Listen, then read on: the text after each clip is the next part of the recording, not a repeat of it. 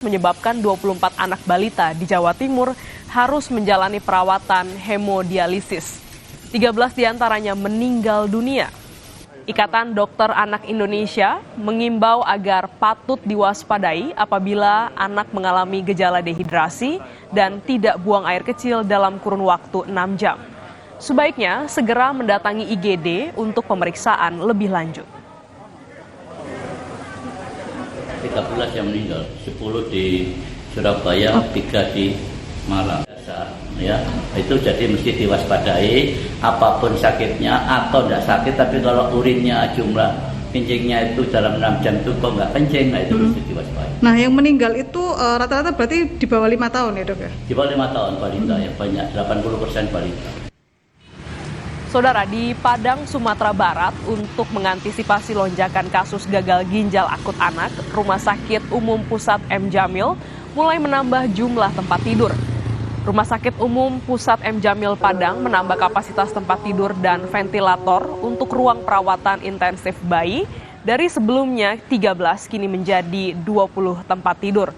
Penambahan ini untuk mengantisipasi lonjakan kasus gagal ginjal akut misterius pada anak di Sumatera Barat. Saat ini, RSUP M. Jamil Padang masih merawat 4 anak penderita gagal ginjal akut misterius.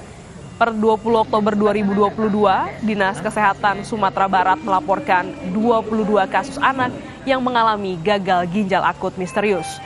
12 orang diantaranya meninggal dunia. Tambahan tempat tidur PICU memang ditingkatkan. Jadi kalau 7, jadi kalau sebelumnya 13, sekarang jadi 20. Ruangan khusus ada Pak? Ruangan khusus, PICU itu khusus, jadi intensive care unit, tapi tidak perlu dipisahkan antara gagalnya karena dia sama-sama butuh intensif saja.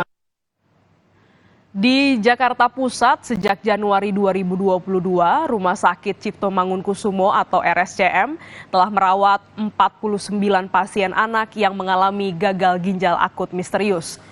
Dari total pasien yang dirawat di RSCM tersebut, 63% diantaranya atau sekitar 31 anak dinyatakan meninggal dunia dan 7 pasien telah dipulangkan. Saat ini, 11 pasien masih menjalani perawatan di RSCM. Kasus pasien yang masuk ke RSCM sudah dalam kondisi tidak bisa kencing, jadi semuanya dialisis. Ya.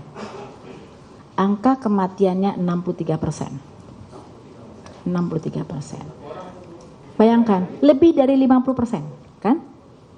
Jadi yang hidup, yang pulang cuma 7 orang. Sekarang yang masih di rumah sakit ada 11. Di rumah sakit Cito ya, aku nggak ngomongin luar loh. Saudara, kita pantau penanganan pasien gagal ginjal di RSCM Jakarta dan juga Malang, Jawa Timur. Sudah ada jurnalis Kompas TV, Intan Azhar dan Nadifa Rahma. Kita ke Jakarta terlebih dahulu bersama Intan. Intan, ada 49 pasien anak yang tengah dirawat. Bagaimana kondisinya?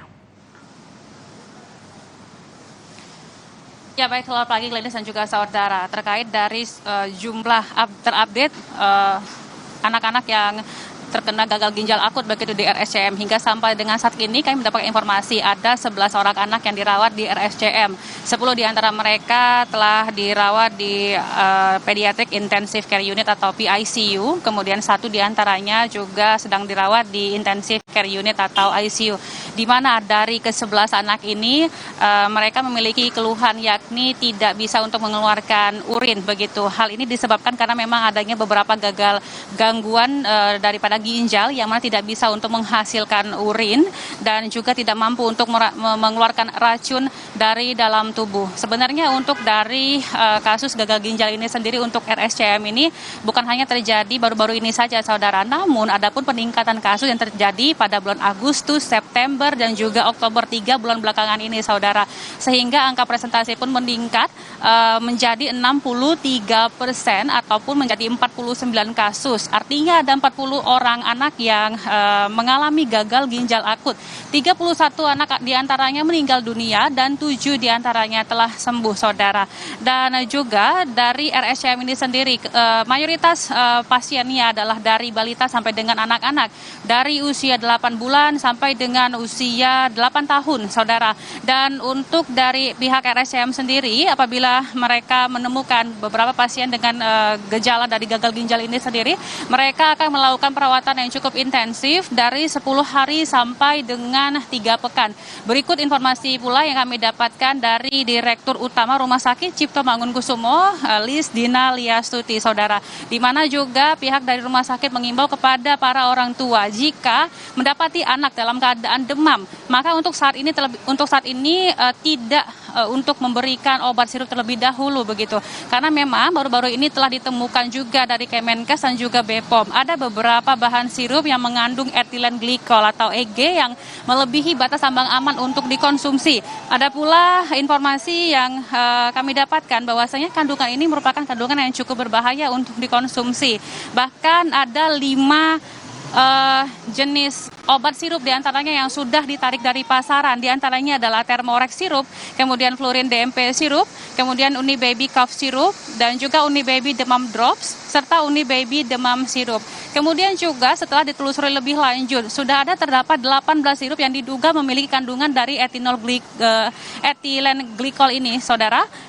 Di mana 15 diantaranya ini masih menunggu penelitian lebih lanjut karena memang terdapat informasi 15 sirup ini telah fix begitu, telah ada kandungan tersebut, namun ini masih diteliti dan juga didalami oleh pihak Kemenkes maupun dari pihak BPOM. Apakah nantinya penyebab dari gangguan gagal ginjal akut ini merupakan dari dampak yang disebabkan dari obat sirup ini, kita masih melakukan penelusuran lebih lanjut terkait hal ini, saudara. Bahkan dari pihak RSCM sendiri tidak hanya melakukan penelitian dari obat sirup ini juga, ataupun dari yang ditemukan dari BPOM ini, pihak RSCM juga telah melakukan penelitian begitu. Salah satunya adalah melakukan penelitian dari USG ginjal kepada anak terkait dari kelainan bawaan seperti itu, namun namun didapati hasilnya nihil. Kemudian mencari arah infeksi pada tubuh anak terkait dari virus atau kuman secara spesifik, namun hasilnya juga nihil, saudara. Kemudian juga tidak ditemukan pula apakah ini diduga akibat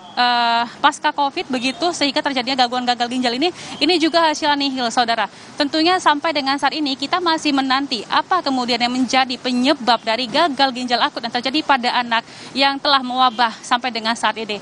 Kembali ke Anda di studio, Gladys. Baik, terima kasih Intan. Dari Jakarta kita bergeser ke Malang, Jawa Timur. Ada jurnalis Kompas TV Nadifa Rahma. Selamat pagi. Nadifa, menurut data ada 30% pasien anak gagal ginjal akut meninggal dunia. Lantas apa upaya yang dilakukan oleh tim medis di Malang? Ya, baik. Pagi guys dan saudara, di sini di Rumah Sakit Saiful Anwar Kota Malang ini menjadi salah satu rumah sakit rujukan terkait dengan penyakit gagal ginjal akut yang terjadi saat ini. Dan sebelumnya Kemenkes ini juga sudah menunjuk sekitar 14 rumah sakit untuk kasus gagal ginjal akut ini, salah satunya di Rumah Sakit Saiful Anwar ini. Untuk saat ini ada satu pasien gagal ginjal akut yang di ruang ICU. Jadi saat ini Rumah Sakit Saiful Anwar melakukan perawatan di ruang ICU, dan menurut dari Rumah Sakit Saiful Anwar sendiri sebanyak 3% pasien dari gagal ginjal akut ini meninggal dunia, sehingga hal ini menjadi perlu perhatian terkait angka kematian ini. Namun di Rumah Sakit Saiful Anwar ini juga telah melakukan perawatan, yaitu ada perawatan cuci darah bagi para pasien gagal ginjal akut, sehingga sekitar 50% lebih dari pasien gagal ginjal akut yang telah dirawat, yaitu dilakukan cuci darah ini berhasil sembuh. Sehingga hal tersebut dapat dikatakan bahwa apabila penyakit gagal ginjal akut yang terjadi pada anak di bawah 5 tahun ini ditangani dengan baik dan cepat, tentu tingkat kematiannya akan dapat turun, begitu. Baik, deteksi dini dan juga perawatan yang cepat ini diperlukan bagi pasien gagal ginjal akut, terutama juga tim medis telah menunjuk sejumlah rumah sakit untuk menjadi rumah sakit rujukan penanganan gagal ginjal akut. Terima kasih Nadifa Rahma dari Malang, Jawa Timur, dan sebelumnya ada Intan Azhar dari Jakarta. Saudara, Kompas Bisnis setelah ini akan kembali dengan informasi bagaimana peran lembaga penjamin simpanan jelang puncak presidensi G20 November mendatang. Apa saja yang dilakukan LPS? Setelah ini di Kompas Bisnis.